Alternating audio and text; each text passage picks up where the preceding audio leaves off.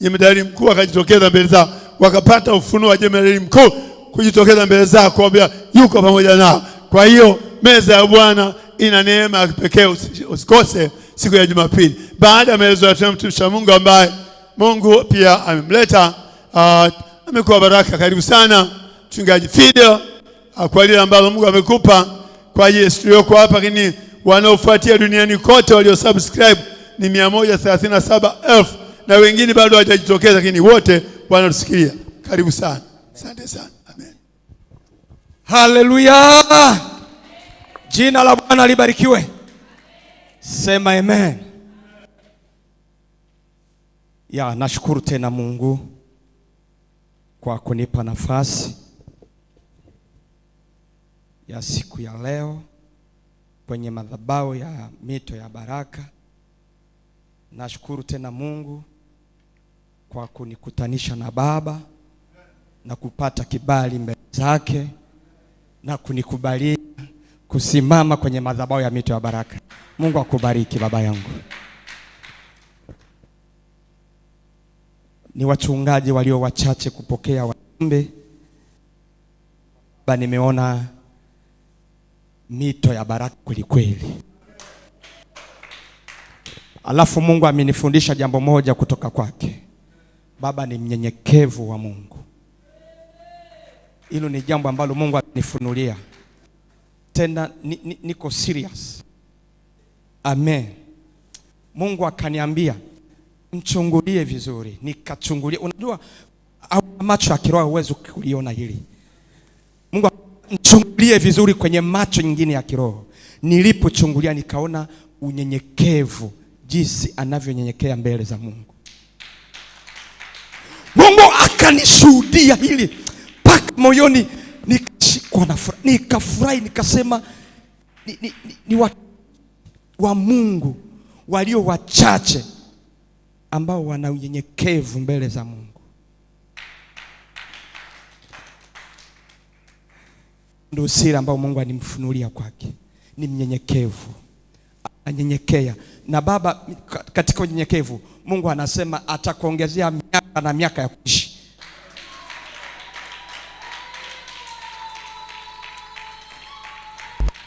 Kweli nimelisema nikiwa madhabahuni. Mungu ameniambia atazidi kumuongezea miaka ya kuishi.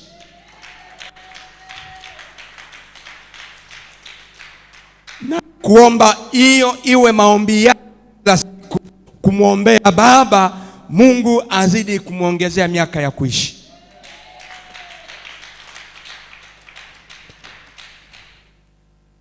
Amen. Nimesema tangu Jumatano ya kwamba mimi ni mjumbe niliyotumwa na Bwana. Na leo nimesimama kama mjumbe kwa mara nyingine ambao nimetumwa na Mungu kwa ajili yako, kwa ajili yako, kwa ajili ya Afrika, kwa ajili ya watu wa Mungu, watakatifu wa Mungu walioko katika taifa hili. Kama vile neno la Bwana linavyozungumza katika kitabu cha Ufunuo 16, sema ya kwamba watakatifu walioko duniani ndio walio bora ambao Bwana ameitwa nao. Kunitoa kote huko mpaka kufika hapa ni kwa sababu ya ujumbe wa Bwana ambao ninaubeba kama mzigo. Na leo nitazungumuza kiundani katika ujumbe wa Bwana, na baadaye tutakwenda katika maombi vile Roho Mtakatifu anavyoturuhusu na anavyotupa ramani ya maombi ya siku ya leo. Amen. Nafikiri sijui kama kuna wale ambao hawakuwepo Jumatano. Naitwa Mchungaji Fidel, na Mungu akubariki sana. Uwe pamoja na mimi katika ujumbe huu, uniazime masikio yako, tuwe pamoja. Amen. Nimesema kwamba ujumbe huu unabeba neno la msingi ambalo linalosema kumrudia Mungu. Sema kumrudia Mungu. Kumrudia Mungu. Tutasoma kitabu cha Maombolezo. Tunakwenda moja kwa moja na andiko. Kitabu cha Maombolezo sura ya 3 mstari wa 40 Maombolezo sura yake ya 3 mstari wake wa 40.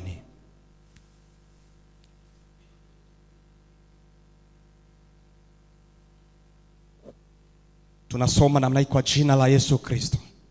Na tuchunguze njia zetu na kuzijaribu na kumrudia Bwana tena. Nenda kwenye 41. Na tumwinulie Mungu aliye mbinguni mioyo yetu na mikono yetu. Yesu atusaidie sana. Sitasema Yesu atubariki, sababu kuna nyakati fulani ambazo zinatufundisha kusema Yesu atubariki, Yesu atusaidie na Yesu atu nguvu. Lakini nimesema kwamba Yesu atusaidie kwa sababu ujumbe huu unabeba majonzi. Unabeba majonzi. Unabeba manunguniko. Unabeba fedhea. Unabeba aibu. Kama nasema inabeba fedhea, aibu, manunguniko, ni kwa sababu mbingu zinanungunika kwa ajili ya watakatifu. Mbingu zinafadhaika kwa ajili ya watakatifu. Mbingu zinajuta kwa ajili ya watakatifu. Naposema watakatifu, ni wale wanaomtafuta Bwana, ni wale wanaolicha jina la Bwana, ni wale wanaokaa madhabahuni, ni wale wanaomwinulia Bwana mioyo na mikono yao. Maandiko yanasema wazi katika maombolezo ya kwamba tuzichunguze njia zetu na kuzijaribu, alafu tukamrudi Bwana. Ni kusema ya kwamba ikiwa Nehemia au Yeremia aliona mafunuo kwa ajili haya na Bwana akamfunulia yale ambao wana wa Israeli walikuwa wakiyafanya na kuwa chukizo mbele za Bwana, alafu Yeremia akalia mbele za Bwana, Mungu akampa mafunuo haya na kwa mwambie watakatifu ambao ni taifa la Israeli wachunguze matendo yao, alafu wajajaribu, na watakapo yajaribu wapate kurudi kwa Bwana.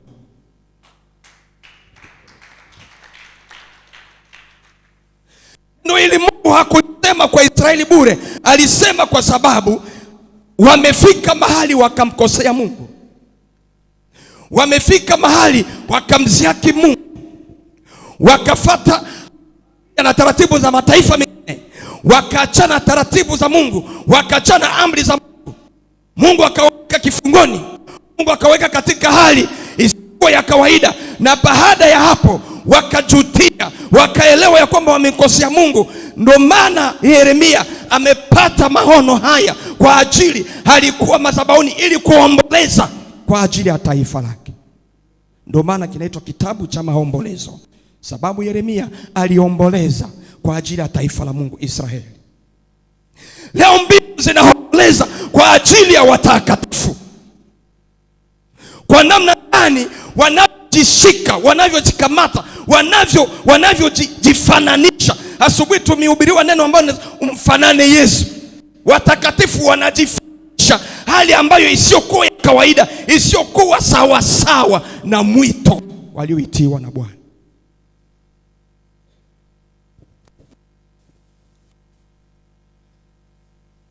Mwaka 2022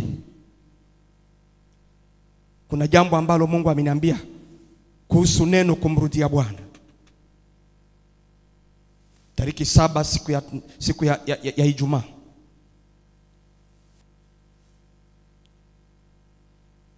mwezi wa kwanza, Mungu alinitokea akanifunulia kuhusu watakatifu yanayomtaja jina lake, wanaomwabudu, wanaomwimbia, wanaomhubiri jina lake.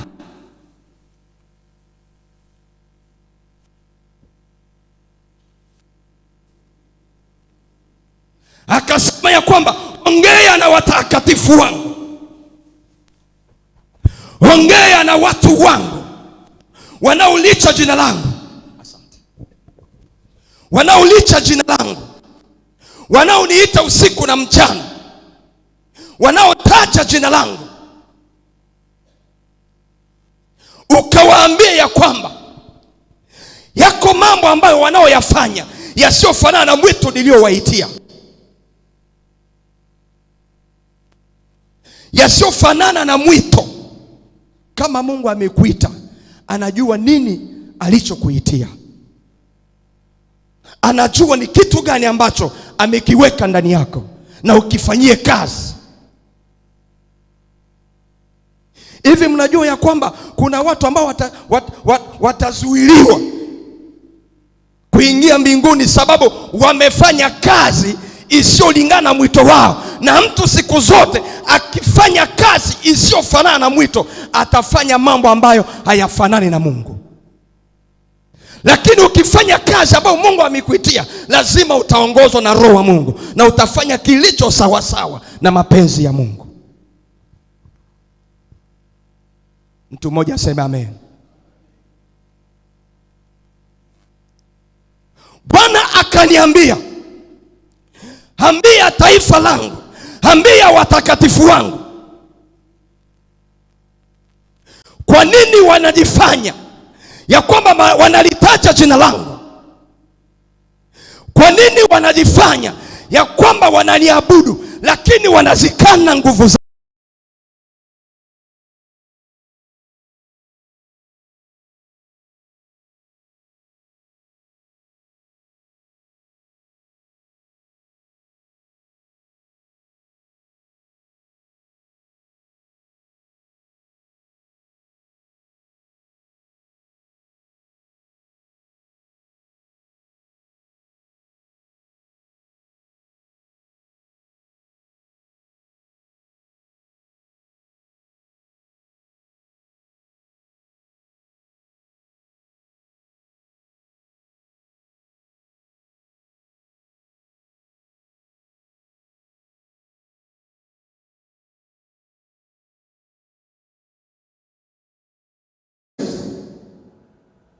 Zipo nguvu zingine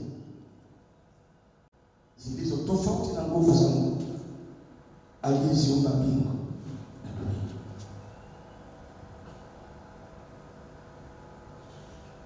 Akasema ya kwamba wanajifanya wanajiweka kwenye nafasi yao.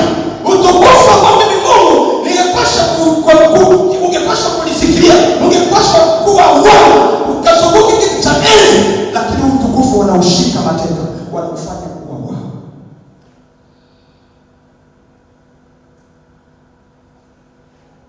Ndio maana sikutaka kusema Yesu atubariki. Hapana, Yesu atusaidie. Yesu atusaidie. Yesu asaidie kanisa lake. Kanisa, naposema kanisa, nataka niseme tabaka tatu za kanisa. Liko kanisa la mahali, liko kanisa la nyumbani, na liko kanisa la ulimwenguni. Kanisa la ulimwenguni ni kanisa la watakatifu, na ujumbe huu ni kwa ajili ya kanisa la watakatifu, kanisa la Mungu, kanisa la Tanzania. Huko Tanzania Mungu alibariki Tanzania toka misingi. Mungu ameniambia siri hiyo, akaniambia kwamba nimebariki Tanzania na nimebariki watu wangu walioko katika Tanzania. Nilijenga Tanzania kwenye misingi ya ahadi. Kumbe Mungu ana ahadi nyingi tena kubwa katika nchi.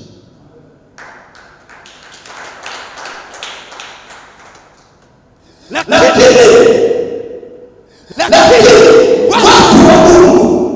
watu wa Mungu tunakwenda kinyume ya ahadi ya Mungu. Tunakwenda tofauti na ahadi ya Mungu. Tunamfanya Mungu atulaumu. Tunamfanya Mungu afadhaishwe. Mungu ana nguvu jameni. Baba anashuhudia kila mara ya kwamba wako walio Kongo, wako walio wapi, wanashuhudia namna gani wanapata kuona mkono wa Bwana.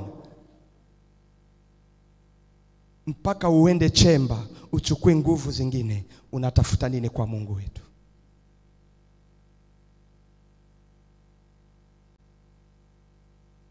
Amen. Mungu akasema kwamba ninalia sana kwa ajili ya watakatifu, kwa ajili ya kanisa, kwa ajili ya kanisa. Ningekutakia siku ya leo urudie Bwana. Ukimrudia Bwana, Bwana atakufanya kuwa tunu katika nyumba yake. Ndipo Bwana akaniambia kwamba waambie wanirudilie mimi, maana wamekwisha achana na ahadi yangu. Na siri ambayo iliyopo ni kwamba mtakatifu wa Bwana akiwa sehemu hii, kumbuka kwamba ana ulinzi wa watu 1000 wanaomzunguka. Analinda maombi ya mtakatifu. Upeo wa mtakatifu una uwezo wa kulinda kijiji chote kizima. Na ikiwa mtakatifu atakwenda kinyume na ahadi, atasababisha maangamizi kwa kijiji chote kizima. Maana mkono wa Mungu utamtoka, hautakuwa juu yake. Na kama umemtoka, ni kusema ya kwamba umetoka ndani ya kile kijiji chote. Turudi.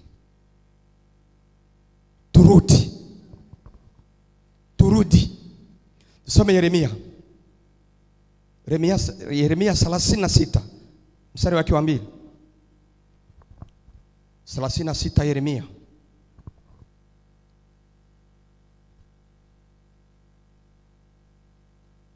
Ujumbe huu ni mfupi sana, lakini unabeba mambo mazito. Unabeba makubwa.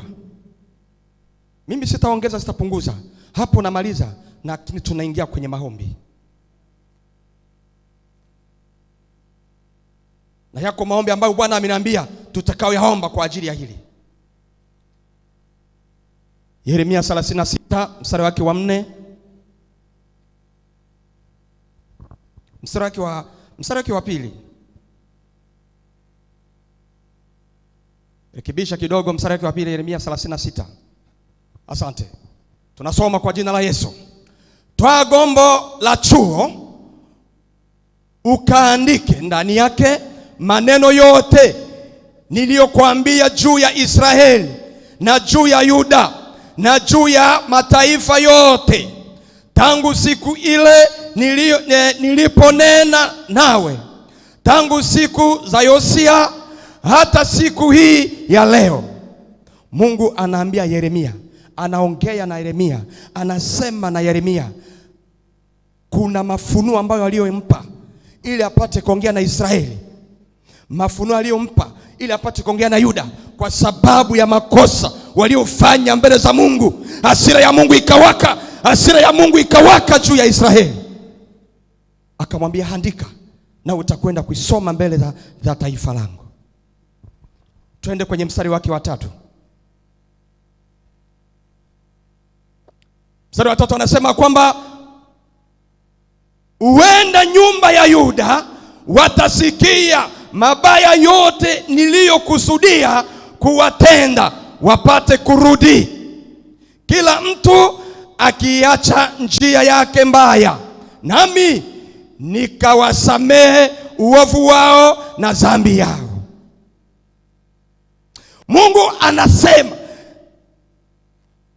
tukiangalia vizuri sentensi hii inataka kuzungumza kwamba, inataka kuonyesha Mungu ya kwamba alikuwa anasi, ni kama vile anasi, labda ukiyaongea haya ninayokuambia mbele za taifa langu, labda wanaweza kuomba nami nikawasamehe. Ni kusema mpaka sasa bado Mungu anahitaji turudi ili tuenende pamoja na yeye. Amen. 34 mstari wake wa 4. 36 mstari wake wa 4. Kisha Yeremia akamuita Baruku mwana wa Neria, naye Baruku akaandika katika gombo la chuo maneno yote ya Bwana yaliyotoka kinywani mwa Yeremia ambayo Bwana amemwambia. 5, shuka tuone. Yeremia akamwagiza Baruku ya kwamba mimi nimefungwa, siwezi kuingia katika nyumba ya Bwana. Endelea. Basi enenda wewe ukasome katika gombo la chuo ambacho umeandika ndani yake maneno ya Bwana yaliyotoka kinywani mwangu, ukiyasoma katika masikio ya watu ndani ya nyumba ya Bwana siku ya kufunga. Leo hatufunge jameni? Leo hatufungi? Siku imetangazwa maombi ya siku 3. Na leo tunafunga. Mungu ana mpango. Mungu anashabana taifa lake. Mungu anashabana East Africa. Mungu anashabana maisha yako. Mungu anashabana kanisa lake. Mungu anashabaa. Mungu anashabaa. Anashabaa.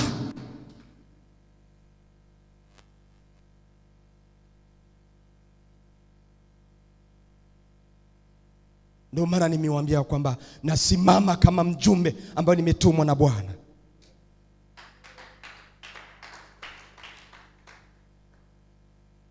Siku ya kufunga pia utayasoma masikioni mwa watu wote wa Yuda watokao katika miji yao. Nenda kwenye 7 ndio tunamalizia.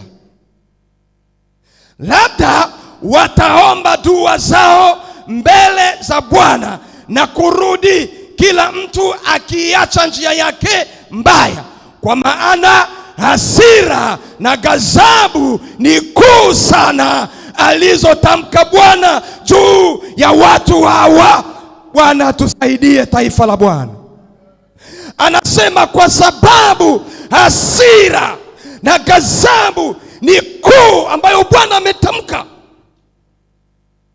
Kuna wingu jeusi ambalo Bwana analishusha, na hilo wingu maana yake ni ghadhabu, ni hasira ya Mungu.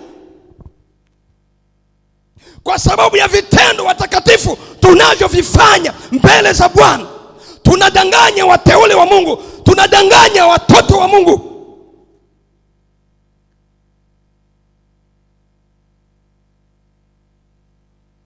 Na ndio kwa maana leo tuna maombi.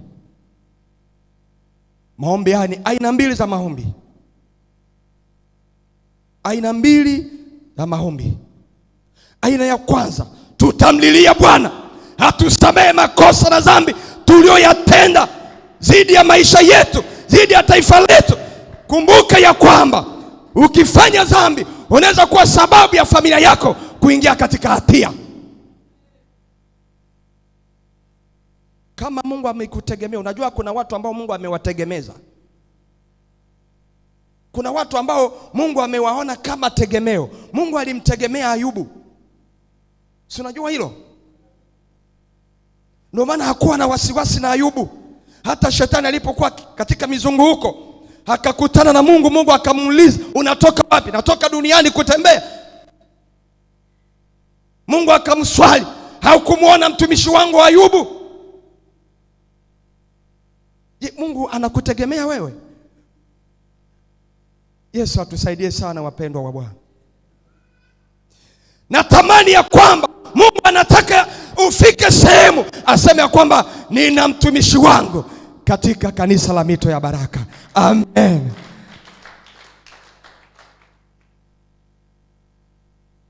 Yuko mtoto wangu ambaye anasimama usiku na mchana kwa ajili ya kunitafuta.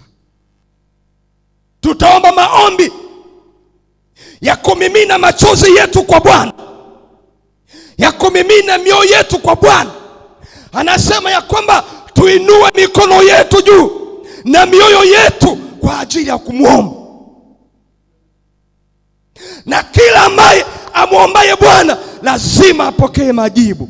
Tuna uhakika ya kwamba tutakapolia kwa machozi, Bwana anaondoa ghadhabu yake, anaondoa hasira yake.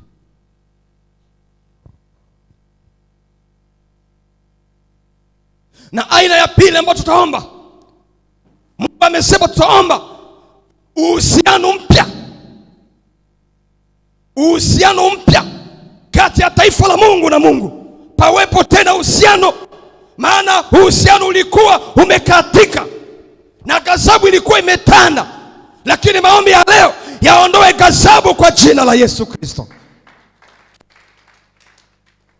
Kumimina kwetu mioyo mbele za Mungu iwe sababu ya Mungu kugairi kile ambacho alichokuwa amedhamiria kukifanya.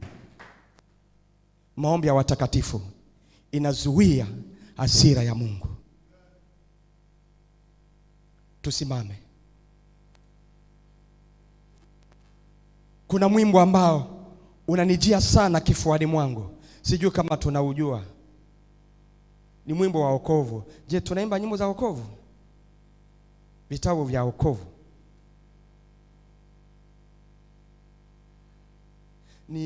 Nilipofika Ngolingo. Tunaujua?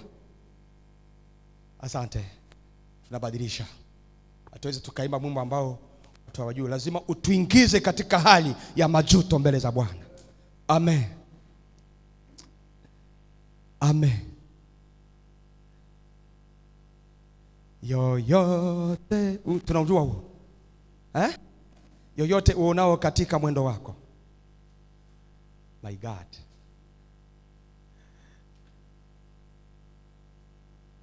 Amen.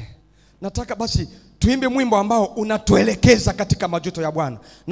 Naomba waimbishaji wanaohusika na nyimbo za sifa, mwimbo ambao utatuingiza, utatusogeza mbele za Bwana. Utaambia Bwana, ndiyo nimeshuka ili kuondolea ghadhabu.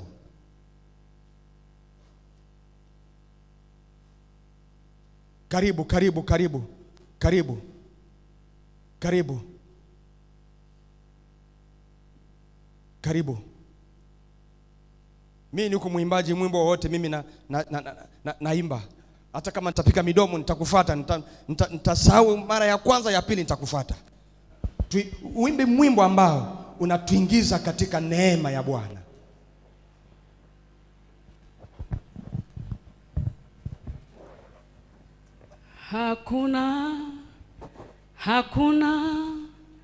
Hakuna kama wewe. Hakuna aliye kama wewe. Hakuna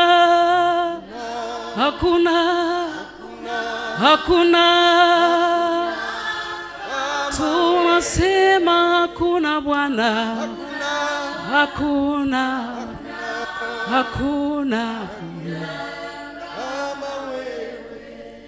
mwenye huruma kama zako, wa rehema kama zako. Hakuna aliye kama wewe. Hakuna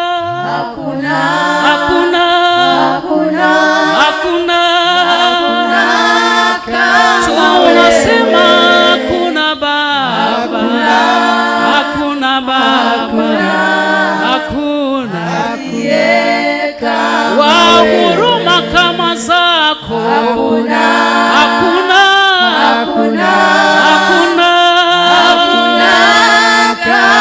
tunakiri hakuna Baba. Hakuna aliye kama wa rehema kama zako. Hakuna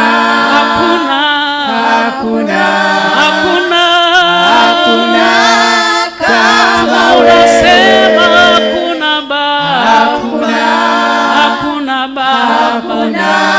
Hakuna aliye kama wewe. Upendo kama wako. Hakuna. Anza kutafakari. Anza kutafakari ndani ya moyo wako. Anza kutafakari. Tafakari matendo ya Mungu. Tafakari mapenzi ya Mungu. Tafakari kile ambacho ulichokufanya. Tafakari wema wa Bwana. Yesu. Hakuna kama wewe. unasema hakuna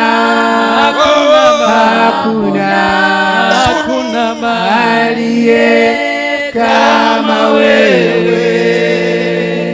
Omba kwa ajili ya Bwana. Umwambie Bwana, nimekuja mbele zako, nimimina moyo wangu mbele zako, ili upate kutakasa, upate kugairi kila lolote ambalo umetamka kwa ajili ya ghadhabu na hasira yako, ili upate kuiondoa.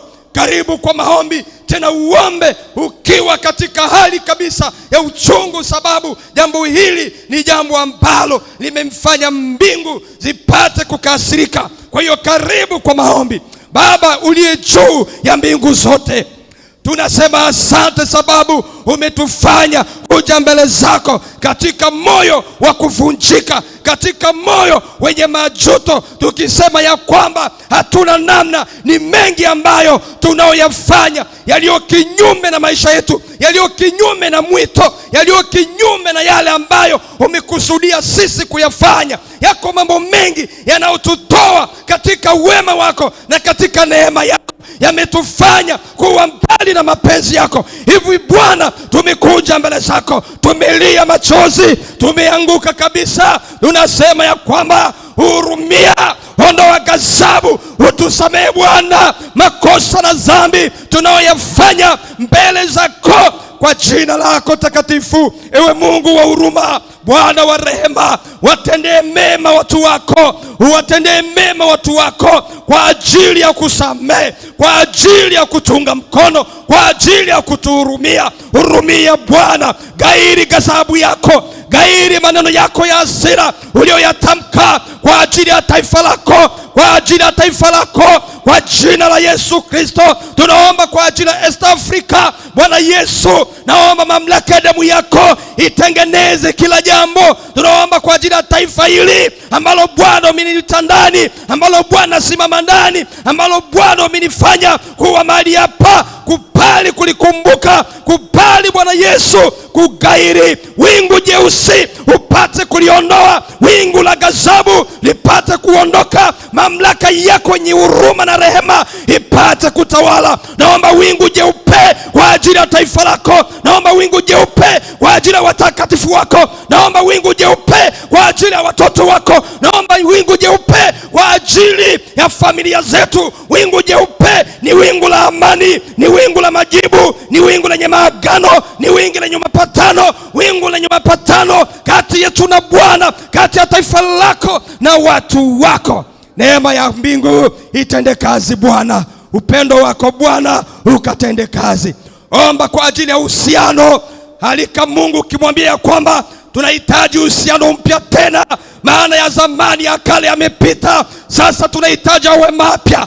Ambia Bwana, tunahitaji uhusiano mpya, uhusiano mpya kwa ajili ya taifa. Karibu katika maombi ya kualika uhusiano, ya kuhitaji uhusiano mpya kati yetu na Mungu, pawepo uhusiano mpya. Ewe Yesu ishie mahali pa juu, wewe utazamaye mioyo na unayochunguza viuno vya watu wako.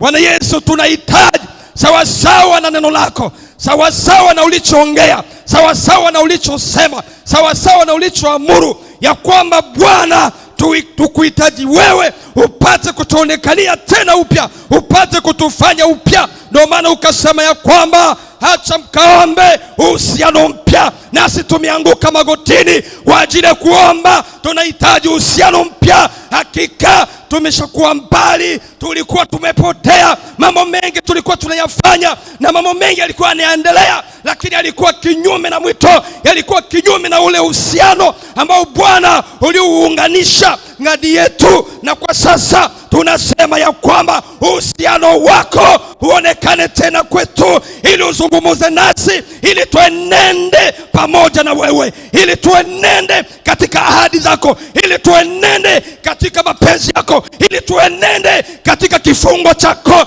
Paulo akasema vizuri, mimi si mfungwa tena, bali nimefungwa na neema ya Bwana, nimefungwa na neema ya mbingu. Nasi tuseme ya kwamba tumefungwa na neema ya Bwana. Tangia sasa uhusiano mpya umekuja kwetu. Ewe Yesu, kubali kutuonekania Jioni ya leo Bwana, kila mmoja ajisikia kwamba ana uhusiano mwingine ambao ni mpya kabisa kwenye maisha yake ya kiroho, kwenye maisha yake ya wokovu, kwenye maisha yake ya kawaida, kwenye maisha yake Bwana. Tunahitaji uhusiano, tunahitaji uhusiano mpya. Acha ukaunganisha uhusiano mpya. Utupende tena, utupende kwa mara nyingine, utukumbatie kwa mara nyingine. Ondoa wingu jeusi, lile wingu jeusi lilitutenga na uso wako, lilitutenga na gaza, lilitutenga na mapenzi yako, likakufanya kwa ajili ya ghadhabu. Hatuhitaji tena mauti, hatuhitaji tena mapoza, hatuhitaji tena chochote kilicho cha ghadhabu yako, lakini tunahitaji wingu lenye furaha, ili uwe mwaka kweli kweli wa kufurahishwa na Bwana. Asante Bwana, sababu tunaamini katika uhusiano huu utatengeneza kila jambo. Katika uhusiano huu mpya utatengeneza taifa lako Tanzania. Katika uhusiano huu mpya utatengeneza watakatifu wako walioko Tanzania. Katika uhusiano huu mpya utatengeneza makanisa yaliyo katika Tanzania. Katika uhusiano huu mpya utatengeneza hata familia zetu. Katika uhusiano huu mpya utatengeneza hata vile ambavyo tulivyokuwa hatuvijui ya kwamba vyaweza kutufikia. Lakini uhusiano huu iwe sababu ya wewe kuachilia tena wema wako. Tunasema asante Bwana, sababu tunakuamini. Tunakuamini Mungu, tunakuamini Bwana. Jioni ya leo ukubali kuonekana Yehova. Jioni ya leo iwe jioni ya kurudiwa na wewe. Maana nasema katika maandiko ya mtakaponirudia nami nitawarudia.